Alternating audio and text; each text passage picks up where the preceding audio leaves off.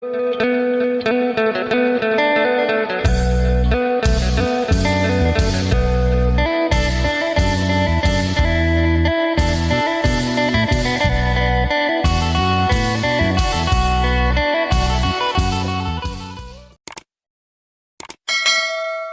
ยดียามเช้าๆเกือบมาบ่ทันพ่อแม่พี่น้อง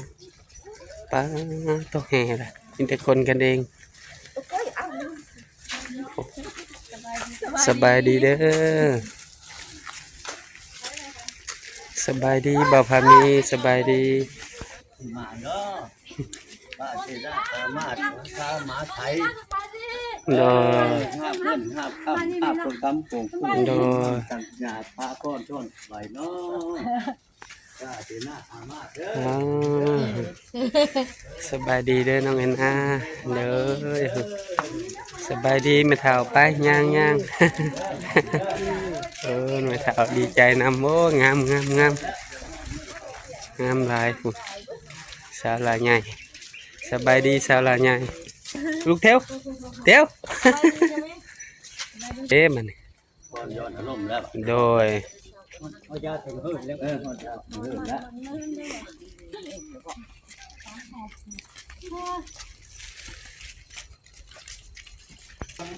ลายใครมาป้องพากันมาแต่ทางใดเนาะโอ้เนาะนี่พาได้หอยนี่ก็พาเจน่าอามาแต่เมืองบ้านคำท่องเส้นอบอุ่นเมืองมั่งคั่งสมบูรณ์พาลูกหลานมาแล้วมันจะบ่ทุกข์จนแล้วมาหอยพากันมานี่เนาะว่าบ่ดีได้ยินพระเจ้าเพิ่นก่อแผ่นดินพญาอินทร์เพิ่นก่อแผ่นน้ำนางน้อยเมฆขลาเพิ่นได้ต้มมีบ่ดีสิได้เป็นพญามหาเศรษฐีซั่นดอกสิพาสินาอามานี่นะโอ้ถ้าว่าพวกท่านสิมาค้ำมาคูณอีหลีพวกท่านได้มีหยังแดมาพร้อมโอ้เนาะได้มาหลายอันหลายอย่างเนาะได้ผู้เก่าถางสางเก่าตัวงูเก่าผู้ขอเก่ากำค่ำเก่ามื่นทุบสองผาช่องเบิ้งแดนดาวก็ได้มาแห่ลูกท้องน้องลูกโก้ก็ได้มาคอยขาหมาใสก็ได้มาเนื้อทึกไล่ทางหมางูควายพาก้อนสบายก็ได้มาเงินกีบเงินบาทเงินดอลลาร์เงินยูโรรถวิโก้เล็กซัสแลนด์โรเวอร์แลนด์ครูเซอร์โปเชอร์เก่งมัดเสด็จเวนก็ได้มาพร้อมคำพร้อมพูดพร้อมห้างพร้อมมีพร้อมมันพร้อมยืนก็ได้มาได้ดิครบเบิดได้มาโอ้เนาะเจ้าสิมาค้ำมาคูณเฮือนซ่านใหม่บ่ให้ทุกข์บ่ให้ยากมีแท้หมดสู่อันสู่อย่างก็ดีแล้วพวกเจ้าฮู้สู่เฮือนหลังนี้บ่นอชื่อโทรมาแต่เมืองมันคำพ้องก็จะได้ฮอดเทินหลังนี้ก็ว่าจบว่างามว่าคำว่าพูดเลยจิป้าเจน่าอามาโชคเบิ่งกว่าได้กันสิขึ้นนี่เนาะสาวเฮือนหลังนี้แม่นพ่อเท้าบุญมันบันไดนี่แม่นเท้าบุญคงคางตรงแม่นเท้าองอาจแป้นข้านแม่นเท้าบุญเย็นพาเส้นนี่แม่นเท้าสัตชื่อตั้งสิโยคือชื่อว่าเท้ากำแขงเครื่องละแนงแม่นเท้าอ่อนละไม้องค์ใกล้แม่นเท้าบุญโฮปั้นล่มแม่นเท้าบุญนาลังค่าแม่นเท้าปกป้องเพื่อนหลังนี้ยกขึ้นแล้วจะไม่งามบ่ต้องเนาะอันนี้จะเอิ้นว่าเฮือนเท้าบุญมันกันยืนกันนอนกลางคืนก็คือสิฟันดีมีโชคนอนกลางคืนเล่นก็บ่มีโลค่าหยังเบ็ดเบนอันนี้แหละเพิ่นจะว่าเพิ่นอินพ่มตกแต่งเฮือนพ่อพญาแทนแบ่งมาให้เป็นมูลถ้าลูกหลานได้ขึ้นอยู่นี่จะค้ำจะคูนมูลมั่งงัวควายอ้างเต็มภูมิก็เพิกพูดเต็มเหลาเล่นลูกเต้าอยู่เย็นกินเย็นเพราะก็บ่เห็นเว้นก็บ่ไกลมีแต่ได้กับได้มีแต่ดีกับดีมีแต่มีกับมีมีทางกับทางอันนี้แหละเพิ่นเอิ้นว่าเฮือนเจ้าพญามหาเศรษฐีเงินเขาก็ปุ้มถ้าขึ้นชุบอยู่แล้ววาสนาอยู่ทรงแท้นี่น่ะเจ้าต้องลงไหลลงโฮมจะหน้าทรงเจ้าแท้เจ้าต้องร้องท่องคำอลังป้าบุญหลายจึงได้มาพอเดี๋ยวนี้บุญน้อยแม่นบ่เห็นบุญบุญมาสูโอ้จะได้มือนี่แม่นมือค่ำมือคูณดีแล้วเชิญพ่อข้าในห้อยพร้อมด้วยเสนาอามาตย์พี่น้องทั้งหลายขึ้นมาเฮือนใหม่เฮือนงามเฮือนค่ำเฮือนคูณเด้อขะน้อยเอาสิโชคขอบกันไดเพิ่นบ่เด้ออย่าผูกบัดใดแก้วบัดใดต้องเทพทองลุลานเยาะย่องขึ้นถึงเทพค่ำอย่าให้กำน้ำสนองบากเล่นน้ำตอง พี่สร้างขึ้นเมืองเฮิรนให้เจ้าไล่เป็ดไก่ขึ้นถึงบ้านให้ไล่ลงคันว่าคงข้ามพายกายท่าให้เอิ้นมาอยู่เด้อให้เจ้าแล่นนับตอนเชิญขึ้นถึงเฮิรนอยู่เด้อเชิญเด้อ มาพากันขึ้นนำกันเด้อบัดเจ็บบ้านนึงเอาคำมาห้องเด้อเจ็บบ่ทองเอาทองมาให้เจ็บบ่ทาบเอาไม้มาห้องเงินไหลน้องทองไหลมาเด้อเงินจีนนี่ล่ะก็ฟ้าเงินอดอลลาร์มื้อละพุ่งนี่จะน้องสบายดีลูกสบายดีก่อน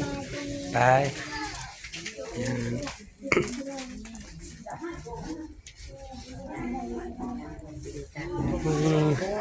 ไม่เท่ายิ้มเปิ้นเลยไม่เท่ายิ้ม ดีใจนะไม่เท่าเอ้ยคุณน้องคุณจะมาไปเข้าไปข้างในสบายดีน้องตุนสบายดี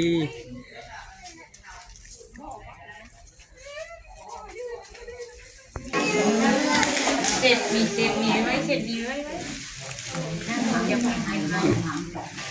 ไม่เท่าอุจับหนึ่งเราบ่ได้ยินเนาะสบายดีเด้อไม่เท่า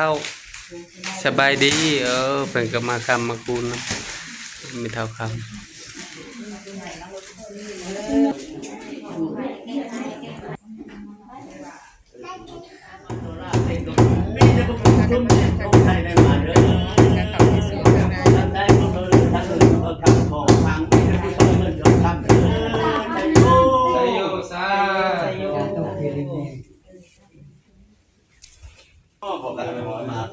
ป้าเจน่ามาเลยเข้าไปกันเลยเข้าไปมาเช่าเขานอนแล้วเช่าไว้ก่อน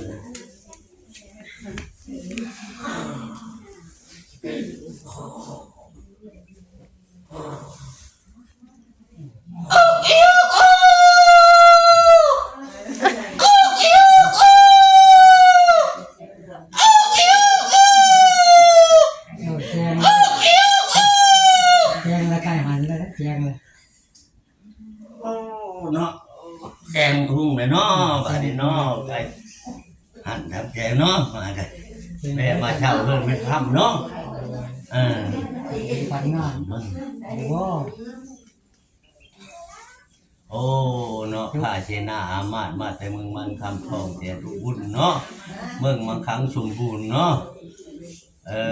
แต่มาแว่มาเช่าอยู่เพื่อนไปเท่าคำนี่กันเนาะจิได้พระข้าวเบิ่งความผันเนาะเพิ่นว่าผันนี่เฮิรนนี่นะชิบเชมชาวเชมบ่ทอเชมใบแก่ชิบแหลมชาวแหลมบ่ทอแหลมใบขาวชิบเงาชาวเงาบ่ทอเงายี่เงาเจงชิบเชงชาวเชงบ่ทอเชงแมงหวางชิบสางชาวสางบ่ทอสางเวรวันชิบพันชาวพันบ่ทอพันเฮิรนหลังนี้ฟันดีมีโชคฟันว่าได้เสื้อผ้าอันสะอาดเต็มถุงฟันว่าได้ของมาตะลงปั้นอยู่หอประจาดแก้วฟันได้เป็นพญาจักฟันได้ตักกินตักทานบ่หมดบ่เชงเนาะอย่าได้อิ่วเพิ่นก็เล่นมาหาอย่าได้ลาเพิ่นก็เล่นมาฮออย่าได้คอยเพิ่นก็เล่นมาโหมพันคืนนี้เด้อผ่านไปให้ก็ได้ค่ำเต็มกับผ้ามาได้ไปหน้าก็ได้ค่ำเต็มกระปุ่มมาวันทิศประคุณเพิ่นก็พอแต่ตอนค่ำตันวันจันทร์ประคุณมั่นก็พอแต่ตอนค่ำปานอยู่ข้างบ้านนี่ก็ทางใต้เป็นบ่อคือทางเหนือเป็นบ่อเงินบ่อค่ำบ่อแก้วได้มีแต่พันในนี้จบรีได้ว่าหั่งมีเป็นดีเป็นมหาเศรษฐีพิรมพิษบ้านนี้คักแวะพันน่ะเนาะคำคูณมุ่นมั่งแวะคำมั่งเต็มผูกคำแล้วเอ้าคำคูณคำคูณโดยเนาะตอนนี้กำลังสบายดีสาวน้อย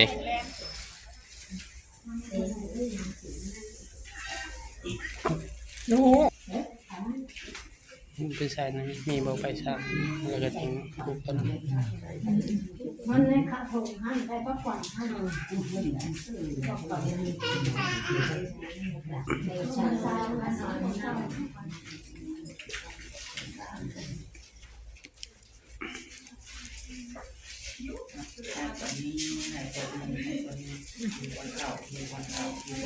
ทำได้เจ้าเป็นมอสูตรให้อยู่ดีมีแห้งเป็นโกโฮมไซให้ลูกให้หลานเด้อเดี๋ยวนี้ต่อไปดี มีแห้งเลยบ่ให้คำให้คูณอยู่ดีมีแห้งเป็นโลโก้คนไปให้ลูกให้หลานให้คำให้คูณนำกันเนาะ มันจะทำให้ยา เฮ็ดอันแบบไข่น้ำ ให้ในน้ำอะไรก่อน ไข่น้ำ ใช้ข้าวหน้าเนาะ เอาเป็นเลย ไข่ตอนนี้ก็ได้ ได้แล้ว นี่ก็ได้ พอแล้วไข่ตอนนั้นก็ได้พร้อมเนาะบ้านนี้เนาะบ้านนี้เขาไปที่ห้ามก็ห้องฝันเนาะเอาจับอันนี้ก่อนมื้อนี้เป็นมื้อฉันนั้นชอบมื้อนี้เป็นมื้อประกอบวันงามมื้องามย่ามดีเนาะมื้อนี้เฮาก็ได้ขึ้นเฮิรนไม่เขาค่ำเนาะในนี่จะพายทุกแขนนี่จะเวทใจกอยปัจจัยน้อยซอยสังบ้านอาลายหรือมากจะประทิ้งเพราะทุกทิ้งทุกอันมีแต่ผู้ปั้นและมักจีบขาตุกแจงหีบเดาดามาล่าหอมมูเมาคนต้มกล้วยและใบสีมีไก่นนอีเก่งพอดเป็นยอดเจลจริงฟ้าผ่านตามกระโบดโบราณแต่งไว้มีดอกไม้ชีพชุมสีผ้าคือดีห้อมห้ามไว้มีการดอกไม้หาผู้บูชาก่อนตามคำสอนทางโลกทุกคดีห้ามขันเป็นเมืองนักข่าวตะวันลงมาตกแต่งมอบให้ไม่สามันเลยจำยังย่อว่ากันเทวพุทธชั้นฟ้าเทวดาอยู่ชั้นที่น้ำธรณีอยู่ชั้นพื้นน้ำขึ้นเป็นปีญานขอให้น้ำเอาโผล่ผ่านเทวแต่ผ่านทิพย์มีแต่พิษเอาจริงจักกิจในจุกคนในโลกนี้บัดดลบันดาลให้เด้อมันทำได้โชคใจได้หมายเงินได้น้องต้องไหลมาเงินกีดได้มือละค่าเงินบาทดอลลาร์ได้มือละกระปุ่มนี่ได้ปุ่มชุ่มเย็นโชคใจได้หมายเด้อเอาสา สาธุ ไปถามยาดมไปถามยาดม นะโมตัสสะภะคะวะโตอะระหะโตสัมมาสัมพุทธัสสะพุทธังอนุวัตนังเตชีวิตังญาวินิปนังชนังกัสสามิธัมมังอนุวัตนังเตชีวิตังญาวินิปนังชนังกัสสามิสังฆังอนุวัตนังเตชีวิตังญาวินิปนังชนังกัสสามิดุตินัมปิพุทธังอนุวัตนังเตชีวิตังญาวินิปนังชนังกัสสามิดุตินัมปิธัมมังอนุวัตนังเตชีวิตังญาวินิปนังชนังกัสสามิดุตินัมปิสังฆังอนุวัตนังเตชีวิตังญาวินิปนังชนังกัสสามิตาตินัมปิพุทธังอนุวัตนังเตชีวิตังญาวินิปนังชนังกัสสามิตาตินัมปิสังฆังอนุวัตนังเตชีวิตังญาวินิปนังชนังกัสสามิอิติปิโสภะคะวะอะระหังสัมมาสัมพุทโธวิชาจารณะสัมปริโกเอหิปนานิโกปาจจเนเอาใจเสียงดังไปอยู่บ่ขาดมาตังกาดเปลี่ยนราศีเป็นราตุรีแถมทายพระสุริยายเก่า